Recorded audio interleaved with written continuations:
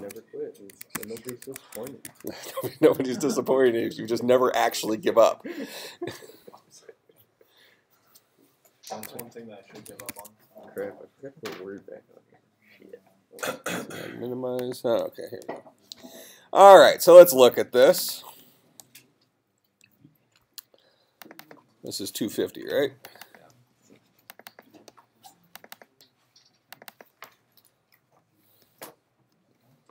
This is recording. Yeah, it's recording. Thanks, though.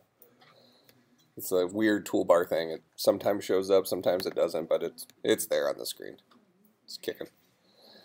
All right, so you're supposed to write a method that returns a double called calc average. Calc average, this guy's going to take an integer array as a parameter.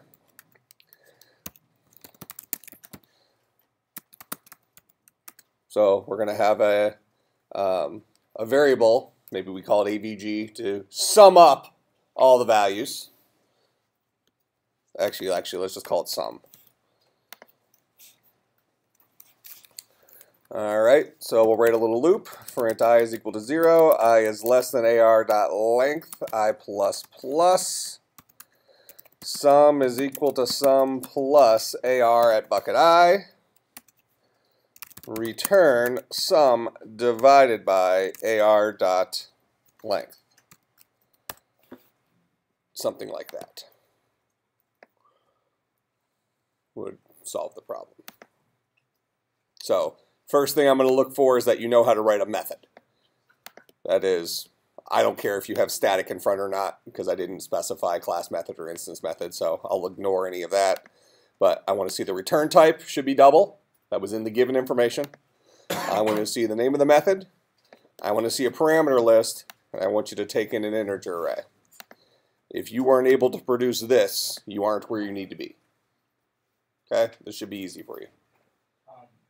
I don't remember learning double. Is that a specific? One of the original primitive types. Oh, okay. So remember our primitive types, byte, short, int, long, char, float, double, boolean. Yep, so doubles hold things like 3.14, blah, blah, blah.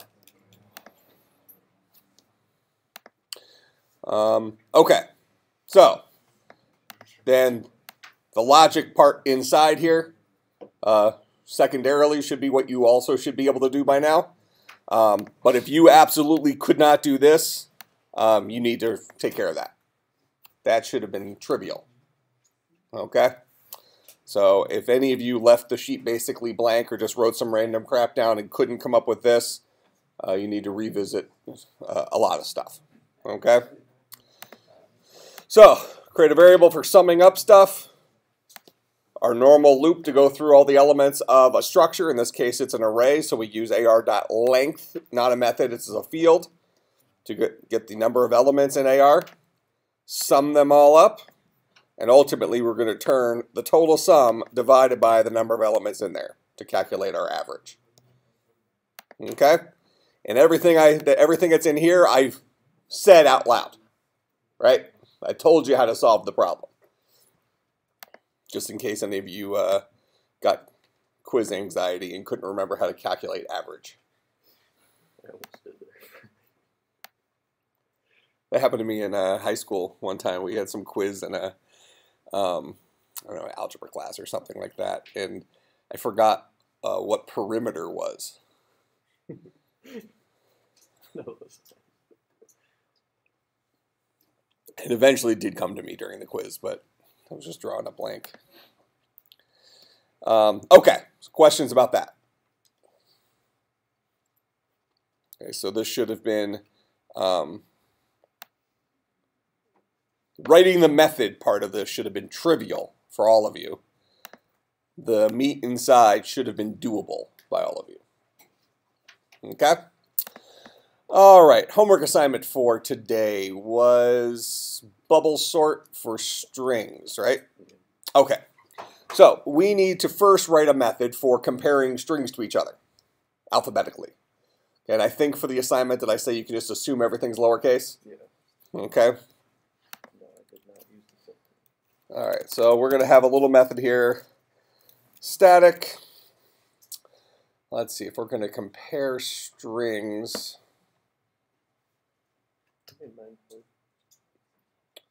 Why don't we have it return an int? This will be a good precursor to the built-in method.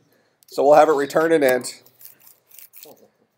and we'll call compare strings. So this guy will take a string A and a string B as a parameter. And just to document this a little bit, we're going to return a 0 if they are the same. Return a 1 if B should come before A. Return a -1 if A should come before B. Okay, so that's what we're ultimately going to produce from this method. 0 if they're the same, -1 if the first string should come before the second string, and a 1 if the second string should come before the first string. So we're only comparing 2 strings? For this little method. Compare strings. We're still going to do the bubble sort, but in the bubble sort, this part of it that's asking should this value come before this value needs to be solved with strings. Because we're supposed to sort an array of strings. Yeah, For this. I didn't so like sort of multiple strings, 1 and 2. Well, you will. You'll have an array of strings here. Okay. But each time through, you're going to be comparing one string to another string. Okay. So we need a little method for comparing that one string to another string. Make sense? Okay. So let's think about how we solve this as humans.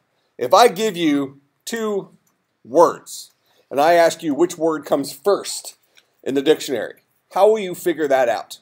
First letter the same. Okay. They're the same. It's the second letter the same or different. Okay, let's say they're different. Let's say I have apple and I have tomato. Those are the 2 words. How do I do? We know that apple comes before tomato in the dictionary, but how? Go ahead. We're going to look at the first letter. So A is way before T, and then it's to register that. Okay, how do you know that A comes before T? Because we can move them when it's the alphabet. Okay, because of the alphabet, right? So we know that A is less than T. Okay, and can we do that in Java? Can we say that a certain char is less than another char? Sure. We can, because chars are implemented as what? As integers. Under the hood, they're integers for the Unicode character set. We don't deal with strings. We are, but strings are a collection of chars. Oh, yeah, yeah. So we can walk through a string looking at each character. So we're going to, let's just draw a little picture here.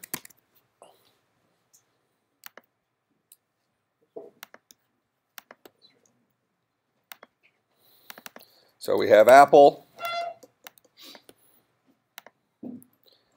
and we have tomato.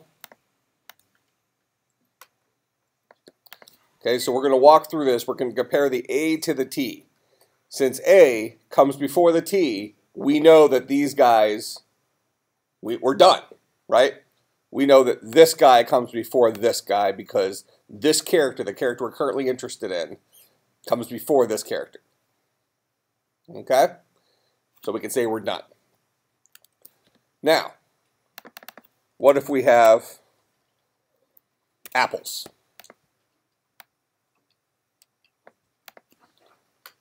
Go ahead. It would be based off the number of letters. Okay, well, we're going to walk through this. Should A come before A? No, they're the same. Should P come before P? Should P come before P? Should L come before L? Should E come before E? Should an illegal position come before an S? Okay, so since we get to an illegal position here, we're done comparing for this guy. So which one should come first? Apple, the shorter one, right? So we're going to keep comparing characters until we run out of characters in one of the 2 strings. So if we run out of characters in the first one, this guy comes first. If we run out of characters in the second one, so for instance, if our strings were reversed here, and we ran out of characters in the first string, or I'm sorry, in the second string, we know the second string should come first. That make sense? Okay, so in both cases, we're going to loop through one of our strings. Does it matter which string we loop through? If I picked this one to loop through, we're going to run out of space here. If I pick this one to loop through, we're going to run out, we'll still run out of space here. Correct? The hope is that we can make a decision way before that. But if we can't, we'll hit the end of one or the other, or possibly both strings. So what if we are comparing apples to apples? Literally. All right, comparing apples to apples. So the same, the same, the same, the same, the same. We get here, the same. We move past. We're off the end of both of them now. If we're off the end of both of them, what does that mean? Doesn't matter. They were identical to each other, right? Okay, so it does matter. Now it's a 0. Okay, so we should return a 0 if they're literally the same all the way to the end. We should return a 1 if this first guy should come before the second guy, and we should return a -1 if the second guy was that the way I did it? Backwards. A 1 if B should come before A, and a -1 if A should come before B. Okay, fair enough. So first thing we're going to do is we're going to write our loop. For int I is equal to 0, I is less than, we'll just do it on A's length, I plus plus. So we're going to spin through every single character of A. All right? Now, each time through, we only want to look at a comparison if we actually have characters to look at. Right? So, what if this particular, well, we'll write the simple case. So we're going to say if A dot char at I is less than B dot char at I. If that's a true statement, we're going to return a -1. Right? Else if B dot char at I is less than A dot char at I, we'll return a 1. Else, we're not going to return a 0, else we're just going to loop through another time. Make sense? So this is our simple case. This is assuming before we get to the end of either string, we're able to make a determination. Now, we cannot execute this Boolean expression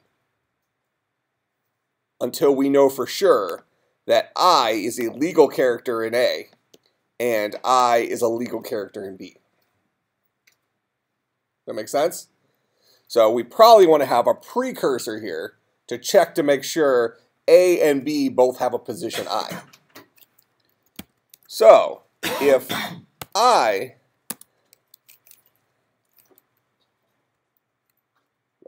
let's do it this way.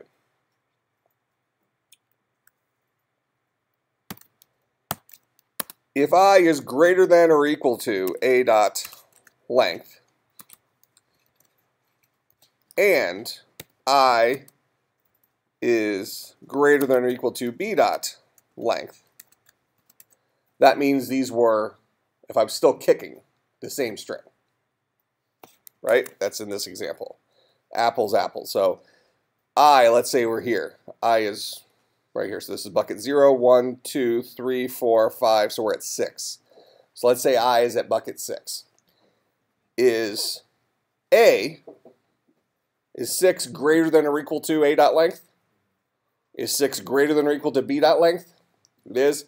Presumably, we've already checked all the individual characters in here, right? So if that's the case, we're off the end of both strings. We should return a 0. They're the same string.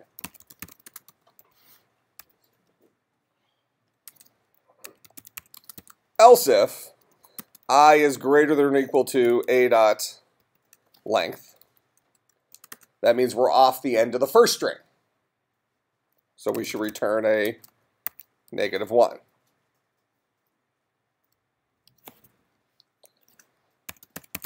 Else if I is greater than or equal to B dot length, we're off the end of the second string. So we should return a 1.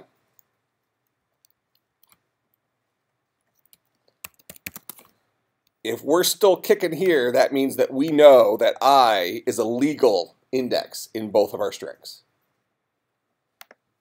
Because these 3 if statements dealt with all the circumstances where I is either illegal in both of them, illegal in the first one, or illegal in the second one.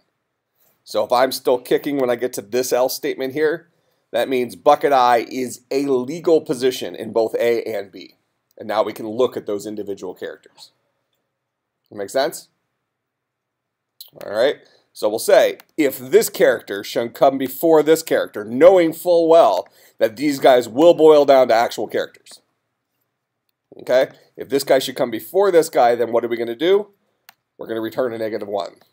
Else if this guy should come before this guy, we'll return a 1.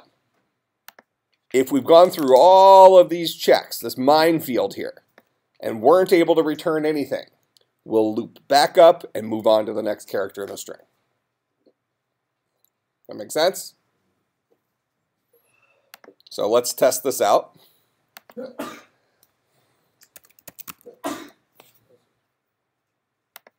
Oh, well, for starters here, this guy must return some value, correct? We happen to know that these guys will, we know that we'll get into one of these if statements eventually. Correct? What happens if I run off the end of the string and I'm still kicking here?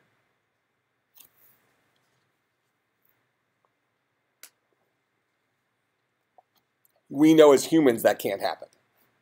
We know that this covers every single possibility we might run into with our strings. But Java doesn't know that. We've advertised to Java that we will return an int.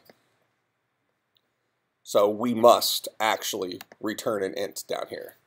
So why don't we just return a 2 as our bailout number. If we ever get a 2 out of here, we know that we've written some bad code.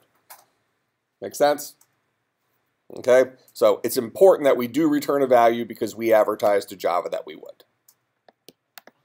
And we could certainly write this a little bit shorter, but for right now, this makes, I think this represents kind of the baby step approach to it. Let's check this, then check this, then check this, then check this, then check this. If we pass all those checks, they're the same string so far. Spin back around, keep going. Make sense? Well, actually, let's think about this for a second. Will I get into that if statement? Let's say I'm comparing apples to apples, literally.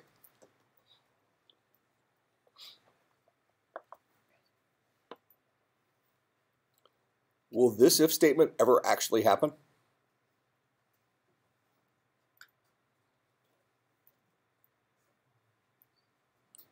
For I to be greater than or equal to a.length and I to be greater than or equal to b.length means that this loop would have already ended. Right? So if I'm outside of this loop, they have to be the same. So that's where I return my 0. Inside this loop, either one or the other is illegal. Correct? Because the loop here is going to control the legality of A. Now, having said that, let's say that we are off the end of A. Can this ever happen? For this particular loop, this loop loops through every character in A. So let's say A is apple and B is apples with an S. We will get to the end of apple through our loop before we're able to ask this question. So we're not able to just haphazardly return 0. When we get out of this loop, we know that either they are the same or that we ran out of characters in A. That makes sense? The only way we could run out of characters, here, I'm going to grab this if statement here, and then we'll see a fix we need to make.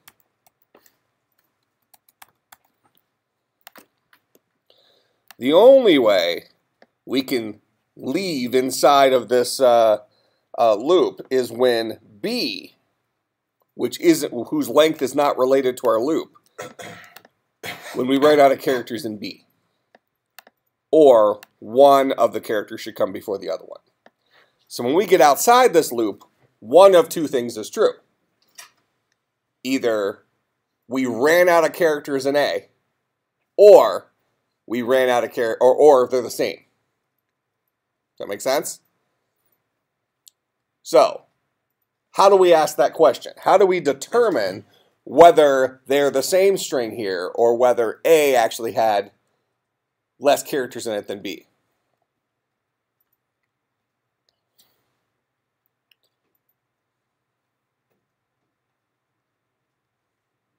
Can you do like a if statement like before the for loop and just check to see if they're equal, and then Check this. And then not even do the, well, check to see what, if they're equal. if the length is equal, and if they're equal, then write a separate loop for or a separate for loop for it.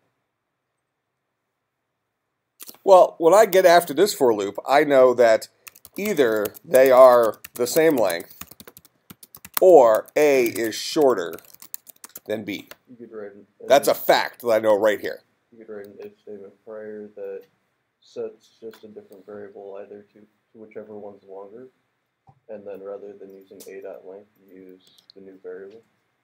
So you always have the longest one in your loop. Always have the longest So one. you're never going to run out of space. Okay, well then we're back to the problem of having to, oh, then we can just assume we're going to return a 0. Yeah. Well, let's operate off this logic here, though. I know when I get here. That would work. Yeah. But that's one of your dumb examples, right? That's one of your weird Weird solutions. solutions. Yeah. If I know at the end of this loop that they're either the same length, in which case I should return a 0, or they're different lengths, in which case the only possibility is A is shorter than B.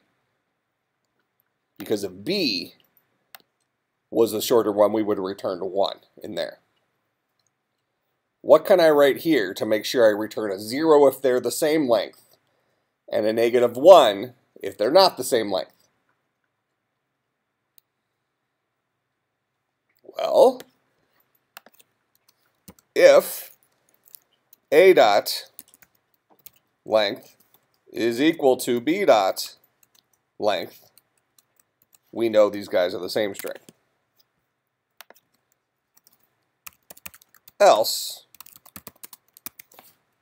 we know that A was the shorter string.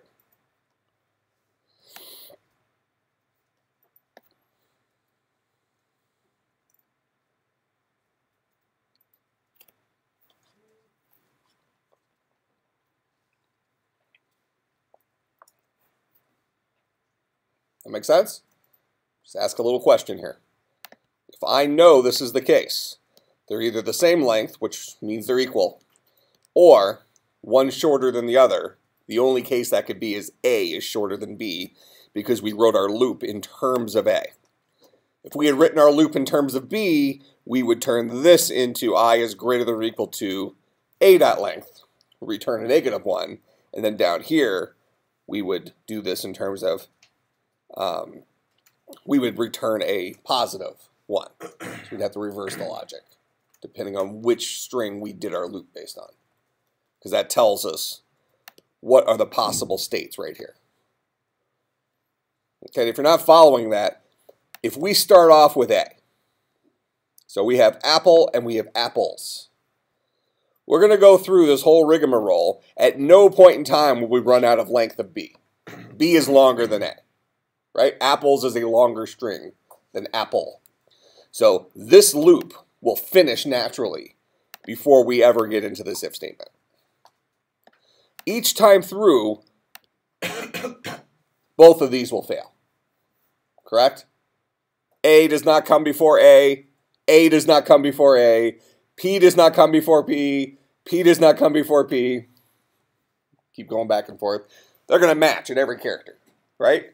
Eventually, this loop will end. It'll end when I get to the end of the word apple, which was A.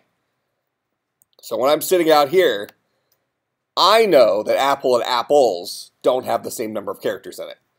If they did, and we never return a value inside here, that means they must be the same string.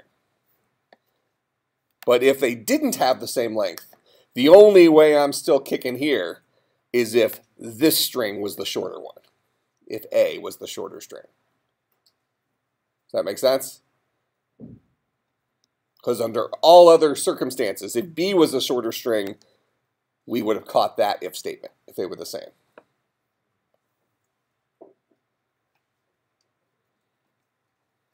That make sense? So if we test this, we can say system.out.println class method or instance method. Class method? How do you know? Okay, how do we call class methods? Name of the class in which the method was defined. So HW dot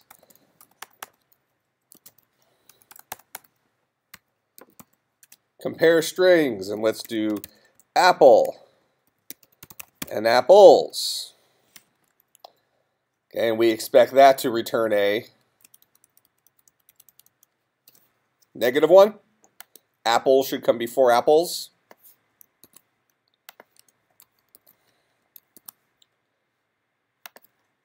Apples, apple. This should return a 1. And apple should return a 0. So -1, 1, 0 is what we should get as our output. -1, 1, and 0 for comparing those guys. Make sense? Okay. So now that we have our compare strings, we can go doctor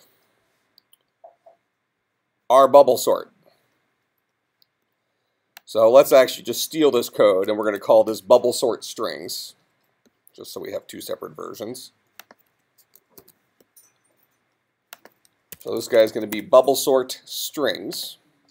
And instead of taking an integer array, this guy's going to take in a string array. Okay? So we still have the follower. All the logic is the same. The only thing that's going to change is our comparison of our strings. This is asking, is the current value, should the current value come before the value before it? How do we ask that? How do we ask, should this string come before this string, given our compare strings method? This is A. This is B. What should our method return if A should come before B? -1. Okay, so we're going to say HW dot compare strings. This guy is A. This guy is B.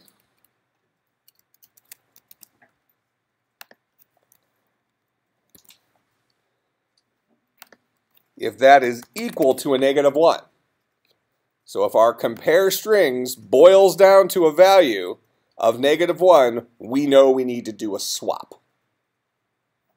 That make sense? So this is equivalent to what we had there before, but before we were using the less than side for comparing ints. We haven't been introduced to a way to do that with strings. I'll show you one today, but we wrote our own ability for doing that. Now, our swap is no longer an int. Our swap is now a string. And the rest of this should remain the same. Make sense? All right. So now we need to test this. So we're going to create an array of strings. So let's just call this a string array, the strings, and we'll fill this up with some strings. So let's do cat, dog. We're going to make these all lowercase, just because I told you can assume lowercase. Apple, pear, orange, car, house, fuse. You want goat in there? Yes, I do. Goat, Amish. I used Steve. Did I spell Amish right? 2 M's or 1 M? I think one M, right? I used goat, yes. All right. Steve, in. All right, so that's our array, and it's currently not in alphabetical order, right? So we're going to go ahead and display this. So hw.display the strings. Now currently our display method takes in a int array. All right, so right now our display method takes in an integer array. We want this guy to actually work for string arrays. But what we can do is we can write a different version of this method.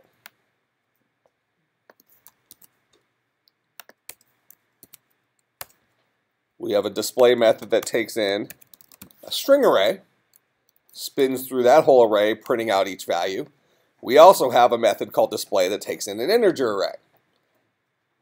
What's this called? Polymorphism. Polymorphism. One method with the same name that takes in a different number and or type of parameters.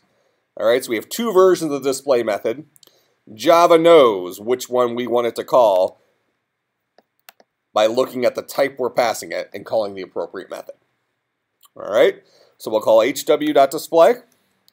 Similarly, we could have written bubble sort, one that took in a string array and one that took in a integer array. So we could have done this the exact same way. So now we have 2 versions of bubble sort. One that takes in an integer array and one that takes in a string array. Both with the same name.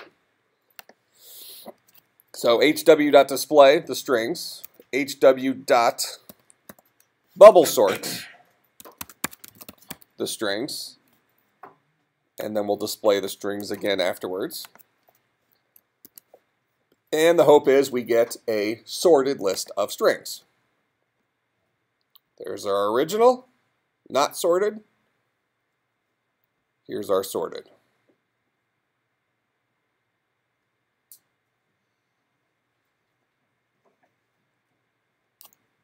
Look good?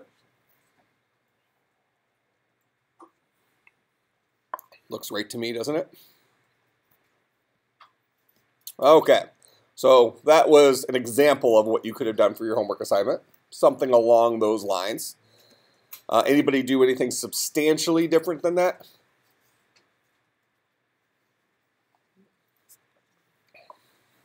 If you use Java's built-in compareTo method, you broke the rules. That means you Googled. Did you use the built-in compareTo method, Fuse? You wrote it like this? No, I didn't write it like that either. I was just having a hard time figuring out how to convert the string to into sort of.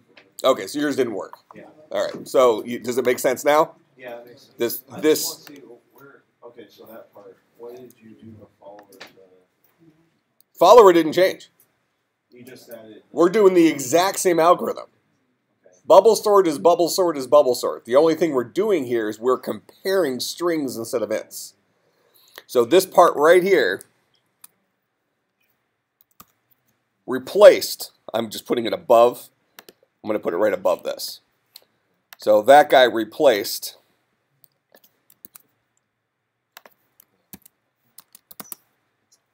this guy from the integer version of bubble sort. Okay, so this guy and this guy are synonyms for each other. All right? This one knows how to compare ints. We didn't have a way to compare strings, so we wrote our way to compare strings.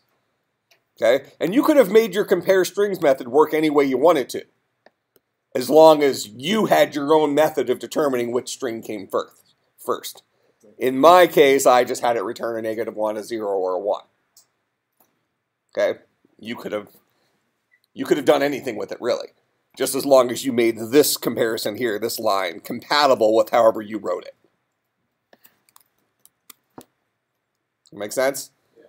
So from your bubble sort, the only thing you needed to change is that one part of the code, and then your swap variable needs to become a string instead of an int to support the swapping of two places. Nothing else in that code changed. But we had to build our own comparator for comparing strings.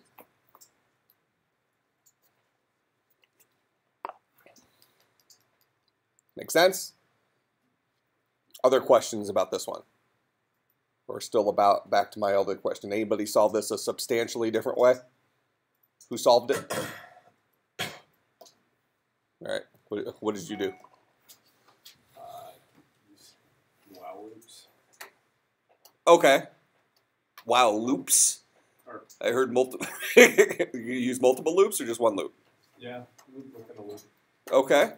Tell me. Oh, for solving it. Yeah. For comparing the strings? Yeah. Okay. So you had one loop that went through one of the strings, and the other loop that compared, what, every character in the other string? Yeah, using char, create a variable called index for buckets. Okay. Why did you need a loop inside of a loop? What were you trying to pull off with that? Tiebreaker, resetting the index.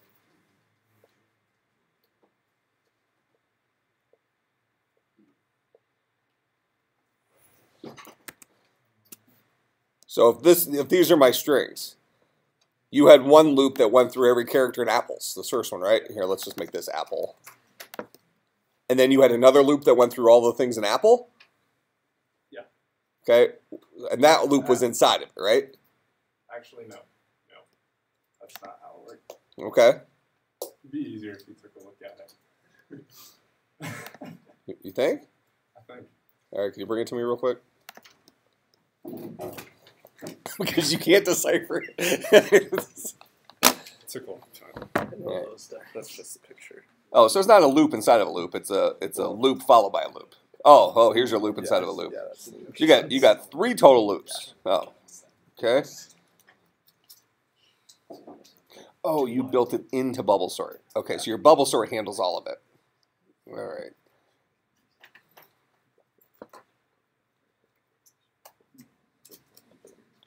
So as long as they're the same, you count up to index. So at this point, when this loop is done, index is equal to some value less than or equal to the length of the current string. Oh no, this is counting just characters. Okay, so this is the number of characters from there that match. That's what this is. This while loop right here is the number of characters that match inside of this string and this string. Is that correct? Okay, so then while the followers...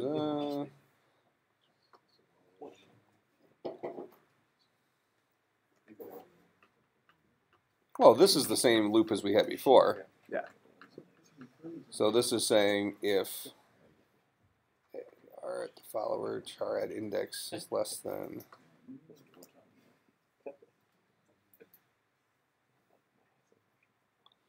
Okay, so this is saying if this guy is less than this guy, this character, but we're looking at bucket index, that means that they're either identical to each other and index will be the last legal bucket, or one of them is going to have a smaller character than the other because index didn't fulfill the whole thing. And I actually updated it set at with the follower equals curse start, you reset index to 0.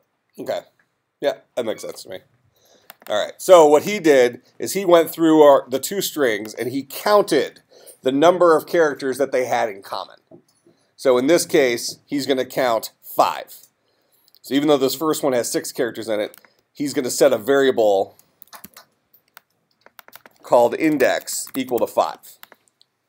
Then what he's going to do is he's going to check bucket 5 of both of these. So actually, you could get an array index out of bounds problem in yours. Well, let's assume that doesn't exist. We'll just assume that that's not the case. What he's going to do is he's going to check bucket 5 of both of these strings and see that if one is less than the other, that means that that string comes first. If it's the other way, that means that string doesn't come first. If they're the same, that means it's not less than, right? So he still kept his loop here written pretty much identically to the integer version of bubble sort. Because in here, he compared chars. So he compared the character at position index to the character position index minus 1. No, actually compared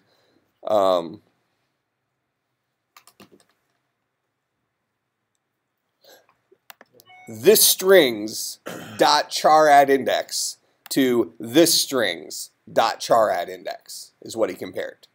Looking at the current character when he counted the number of characters that they had in common. So in this particular case, he's going to look at bucket 5 and get illegal bucket compared to real bucket. So that's where you would have gotten an array index out of bounds error. So I think if you put in apples and apple, it would fail. You're going to get a crash bug. But the general logic is fine.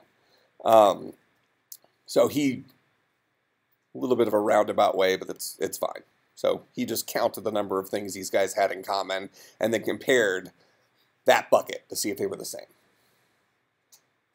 You potentially could also get a false positive if it just so happened that that particular bucket was the same. Does that make sense? If you had two strings that were not the same string, but it just so happened that they had enough characters in common, let's just say it was bucket 5, and bucket 5 was the same character, then I think yours would. But I actually kind of like the way you thought about it, kind of out of the box. Okay. I'm guessing it's probably better than Largen's. Right? Yours has to be weird. It has my name in it. So, I mean, I used go in yes as 3 of the strings I put in there, and you can imagine the other ones because I had Steve in mind.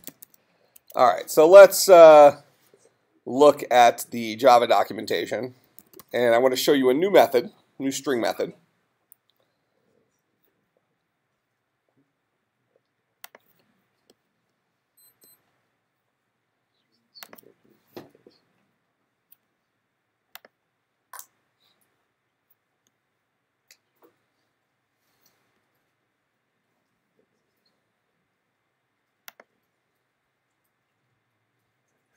So here's the string class. And inside here, we're going to have a method called compareTo. Did we? Yeah. Are you lying? Okay, that wasn't here. Let's Cool. just go over it again. Yeah, we did. Are you? You said let's go over it again, though. Really? Yeah, it's in our string. No, we dealt equals. We looked at equals, not compareTo. Is it in our I'm positive. There's no way I introduced compareTo yet. These are in this class of 325. I don't think so. I don't think we've done compareTo yet this year in any of the classes. I know we went over it in one I of them. think we did. We already covered that we can't trust your memory. When we were comparing, like, there was a name or something and it was like uppercase, we did the compare to ignore case. That was equals ignore case. I think I'm right. So I will accept the fact if you can prove me wrong, but I think you're going to be wasting your time is what it comes down to. So in any case, the nice thing about compareTo is it does compares them what's called lexigraphically. So it actually also takes into consideration numbers and stuff like that. But it also will. Here's a compareTo ignore case, but I definitely didn't show that to you. We did equals ignore case. But here's compareTo, and this will take case into consideration. So we're going to go ahead and click on that. So this compares two strings. This returns a value of 0 if the argument string is equal to the string that we passed it. This is an instance method. So here's the method header here. We know this is an instance method because the word static is not there. So there's going to be a string that calls this method and a string that gets passed to this method. And this guy's going to return a 0 if the calling string is the same as the string that was passed it. A value less than 0 if the calling string is lexigraphically less than the string argument. So ours works that way. It returns a -1, which is less than 0. And a value greater than 0 if this string is lexigraphically greater than the string argument. Does that make sense? So we can go into our code here. And in our bubble sort, rather than using our compare strings,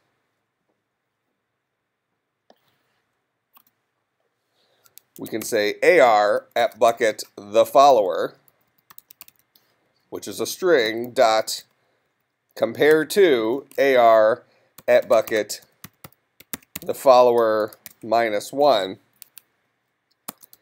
is less than 0.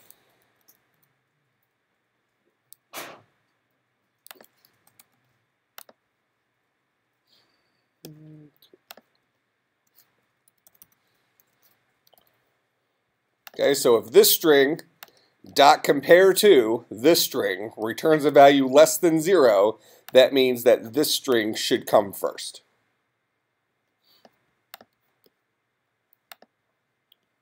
And we get our same sorted. Except this guy will also work for case. Which is supposed to come first, upper or lowercase?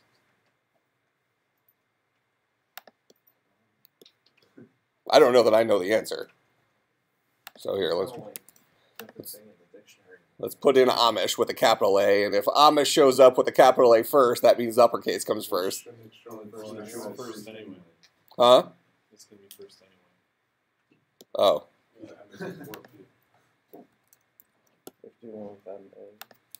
No, we could just do that. If Apple shows up first. Yep, uppercase must come first, at least lexigraphically. I'm not sure if there's a full-blown real rule. Huh? It's using the Unicode values. So is the Unicode value smaller than... Yeah, must be. Okay, so now you have another tool in your toolbox. We go into our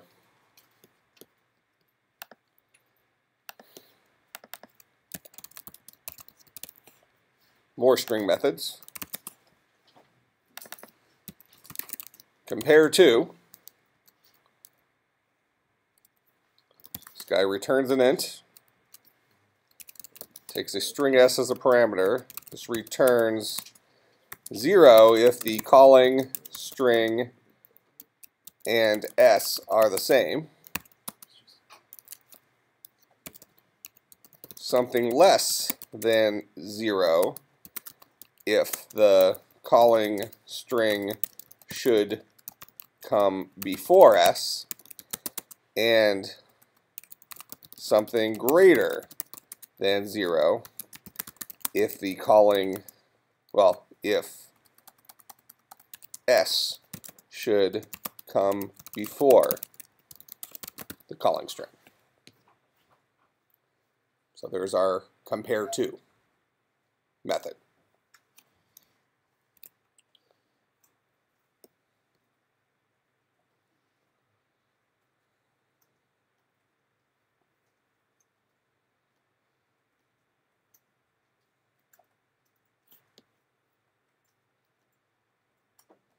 Have we talked about recursion in here yet? I don't think so.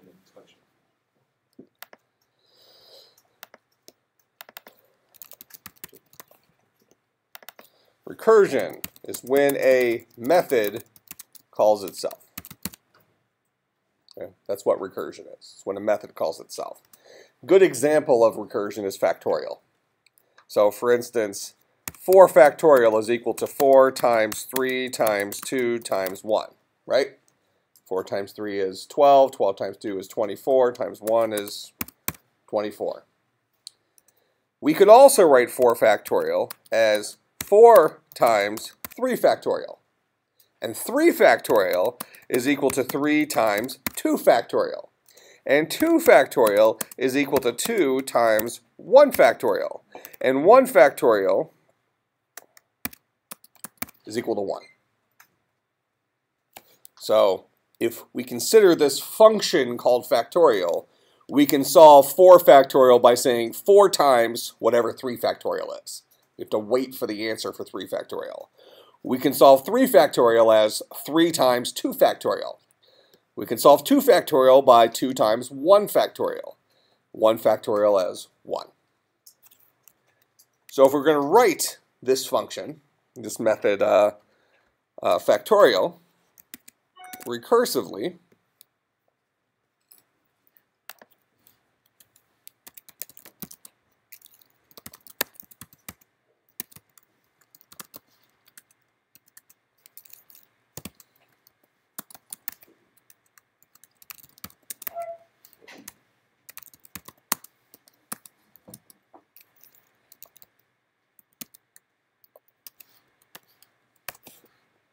it would look like this. So, if we're trying to calculate the factorial of 1, just return a 1. That's our stop point. Otherwise, return whatever n is. So, if this was 4 factorial, return 4 times the factorial of 3. So now, before this method can end, it has to wait for the result from this version of the method. So we're going to spin back up. Now we passed in a 3. Is 3 equal to a 1? No. So we're going to return 3 times the factorial of 2. Spin back up. Is 2 equal to 1? Nope. We're going to return 2 times the factorial of 1. Spin back up. Is 1 equal to 1? Yes. Return 1, which then allows us to return 2 factorial, which then allows us to return 3 factorial, which then allows us to finally return 4 factorial. That make sense?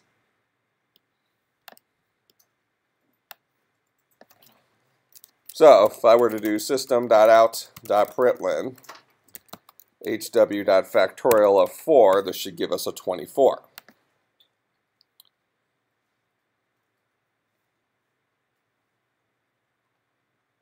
Okay? Now, an important thing to recognize here, though, is that recursion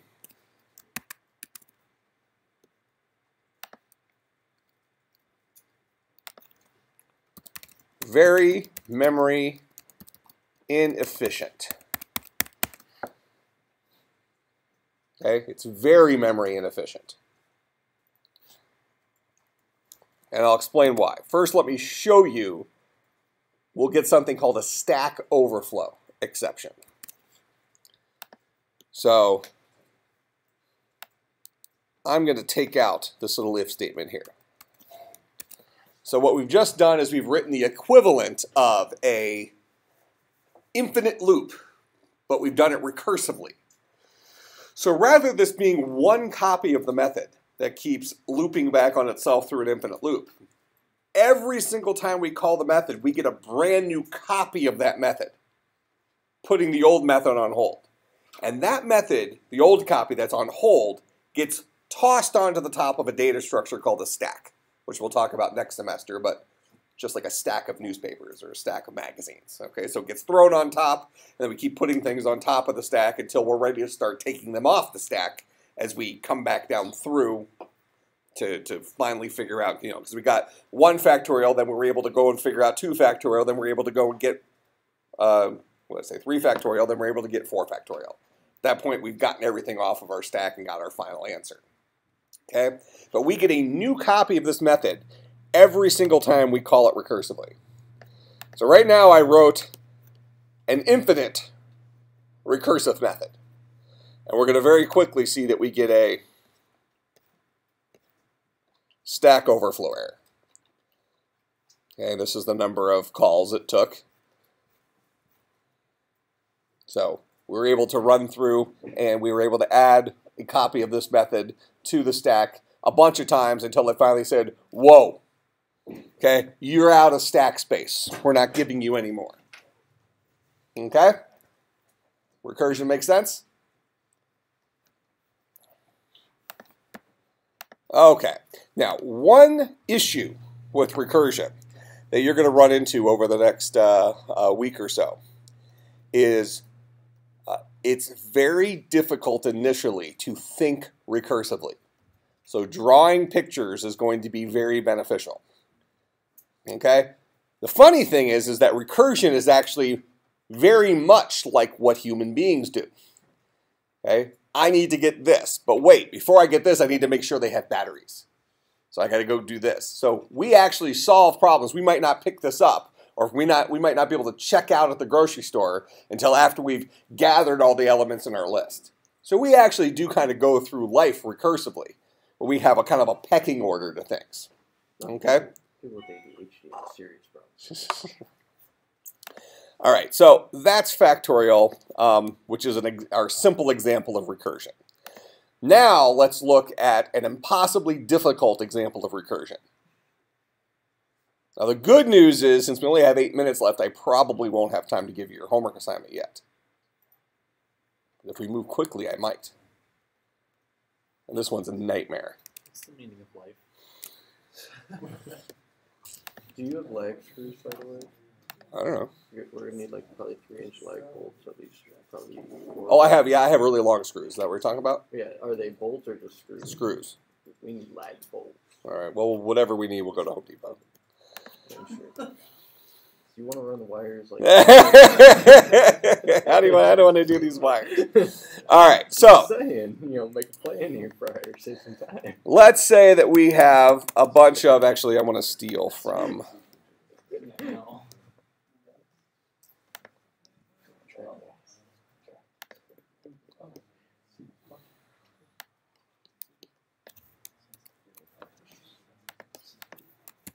All right, let's say that we have an array that we want to sort. Now, sure, we can use bubble sort, but why use bubble sort when we can use a terrifying sort called merge sort? Okay, and why merge sort is so terrifying is it uses recursion. Not only does it use recursion, it uses it twice. All right, so I'm going to go through the process of how merge sort works initially. Okay, so this guy has what, 3, 4, 5, 6, 7, 9, 10. What's up? Is merge sort an instance? Or It's is that merge what sort we're- and instance. I'm just teaching you this process called merge sort. We haven't written any objects yet. So there's 10 values in here. So what we're going to do the very first time is we're going to say, is this sorted? Okay, so I'll give you the high level introduction and we'll look at the details next time. So we're going to say, is this sorted? Now we're all going to look at this and say no. But how do you know it's not sorted? So this becomes kind of a thinking like a programmer thinks. If I asked you to look at a collection of items, let's say there's 10 million items, and I told you, give me your best guess as to whether or not this is sorted. You would have to guess, and I'm going to put you on a timer of 3 seconds or something like that. Okay? You're going to say, no, that's not sorted. That's going to be your best guess, right? Now, the question is, what would have to occur for you to say, yes, that's sorted? If I just flashed a collection of stuff up to you and I said, true or false, this is sorted, what would it have to, what condition would have to be met for you to say, yes, that's sorted? Go ahead. You have to know what it's being sorted by. You have to know what is being sorted. Now, I mean, you got like, I'm just going to flash this. I want you to tell me if it's assorted in ascending order. And we're dealing with numbers. But I mean, I'm just going to flash it just enough so you just get a glance. And then you immediately have to give me your answer. What condition needs to be met for you to say, yes, that is definitely sorted? Well, if it was sorted by numbers that are similar right next to each other. Okay. all over the place. But you need to be able to tell me that it's definitely sorted. You might see sections of it that are sorted, just haphazardly, right? Yeah. Like we might look at this guy right here and say, oh, this is sorted. You need to be able to see all of it, the entire collection. Okay, well, you're going to see all of it. You're going to see the whole collection, but only at a flash. You're not going to have any time to process, other than how many there are. Is there a certain size set of data that is guaranteed to be sorted? If I give you a list of one thing, it's sorted by definition, right? Okay, so we're operating off this idea that a list is only sorted, is only trivially sorted when it's a one list. Okay? So what I'm going to do is I'm going to look at this entire list. I'm going to say, is that a one list? We're going to say no. Therefore, it's not sorted.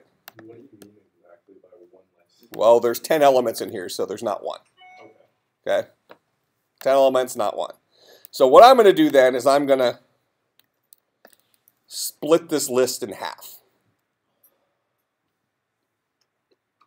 And I'm going to call merge sort on the first half. And I'm going to call merge sort on the second half. 2 calls, 2 recursive calls. Now, we're not even going to get to the right half for a little bit, because we have to wait till we finish sorting the left half. Is this sorted? No, not a one list. So I'll go ahead and take, for our half, we'll always have the bigger side on the left, we're going to say. So I'll go ahead and split those. So now this guy has to wait. Is this sorted? No. Well, it is sorted. It happens to be, but not by our definition, right? So we'll split that. Is this sorted? No. So we'll split that. Is this sorted? Yes. Is this sorted? Second half. That's our second call. So we'll bring those back together. Now we're going to do this step called the merge step, where we create a second array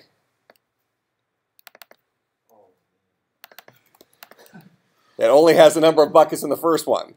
And remember, this is the first half, this is the second half, right? We're going to say, should the element at bucket 0 of the first half come before the element of the bucket in the second half? Let's say no, it doesn't come before, so we'll go ahead and keep the second half.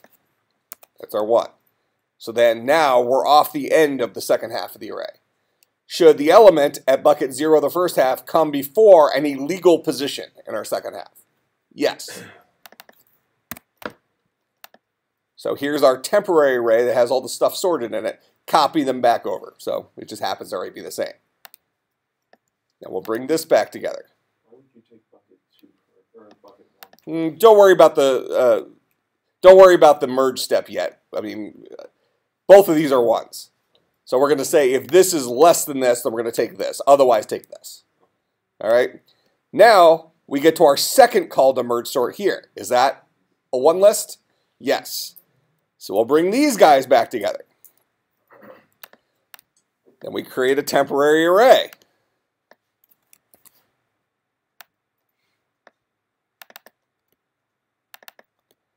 And again, these guys just happen to be sorted. So here's our first list, left half, and here's the right half. Should a 1 come before a 3? Yes. Should a 1 come before a 3? Yes. Should an illegal position come before a 3? No. Copy this over. Is this sorted? Nope. Split it. Is this sorted? Yes. Is this sorted? Yes. 2 1 lists. Merge these back together. Now we get a 1 and a 5. Now we'll bring these guys back together. We're going to sort this one. We'll get a 1 1 3 1 1 1 3 5 after we merge those. Now we're off to the second half. Make sense? Okay, so we'll talk about this in more detail next time, and then we'll write this.